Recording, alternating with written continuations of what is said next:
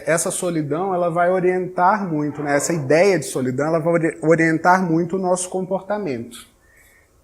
Basicamente, ela vai nos orientar em dois caminhos.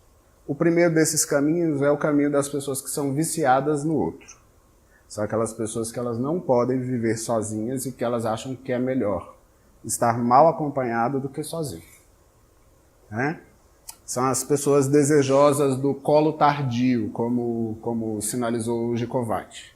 Ela ainda está aí esperando que algo venha para gerar essa acolhida, para gerar esse calor, essa alimentação afetiva que muito provavelmente foi deficitária lá atrás. Né? Nessas pessoas, a faixa que separa o eu e o outro, ela é uma faixa muito permeável, ela é uma faixa quase que inexistente. O estado que se vive ali é um estado de indiferenciação. Então, a ausência do outro, ela me impacta diretamente e muito negativamente. Então, o que for necessário para poder gerar esse vínculo, alimentar esse vínculo, será feito. Né? São pessoas também que, na ausência do outro, elas arrumam um outro. Né? Então, assim, elas vão estar ali sempre muito pautadas em demandas que não necessariamente sejam demandas legítimas dela. Gente que cria problema, sabe? Ou que se toma conta do problema do outro, ela precisa de tudo isso, por quê? Porque se ela não está ocupada, se ela não está ali de alguma forma atuando, ela vai ter uma consciência maior da própria solidão e isso vai ser difícil demais de suportar. Tá? Uma outra característica disso é o apego à família. São pessoas que elas não conseguem ter uma emancipação psíquica, né?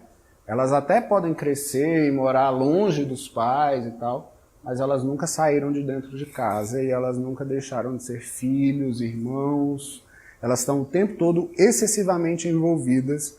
Não estou dizendo aqui que a gente deva abandonar a família, não, gente. Não é isso. Né? É só entender que para algumas pessoas o exagero que isso tem é um exagero que ele corresponde a essa ansiedade de solidão muito, muito forte, né? Vindo de uma forma muito difícil de suportar. E por que a família? A família é a nossa primeira referência de amparo. Né? É na família que a gente encontra os nossos primeiros... É o nosso primeiro lugar quentinho. Então, assim, a família ela vai ter sempre essa memória, né? E muitas vezes o conseguir se desprender dessa memória para conviver com a realidade de hoje acaba ficando um exercício muito penoso. Tá? Um clássico, são os relacionamentos idealizados. Né? São aquelas pessoas que elas vivem para se relacionar.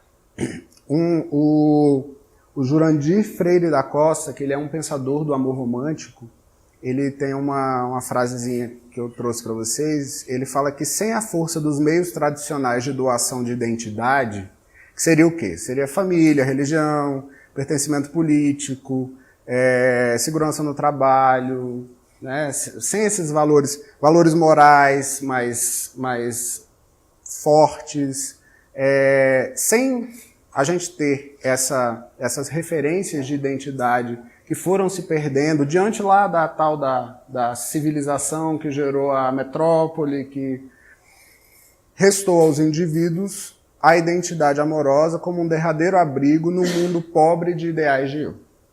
Então, no amor romântico, as pessoas se realizam e elas encontram um lugar onde elas vão pertencer, onde a importância da vida dela vai se fazer em cima disso. Como consequência, o que a gente tem? Ciúme e desespero. São aquelas pessoas que elas, diante da possibilidade da saída do outro, que seja por um dia, elas vão entrar em colapso, elas vão ficar muito afetadas, né, de uma forma muito pesada diante de se encontrarem sozinhas. Uma forma que a gente tem de privar se privar, né, dessa ansiedade de solidão é a vaidade, né?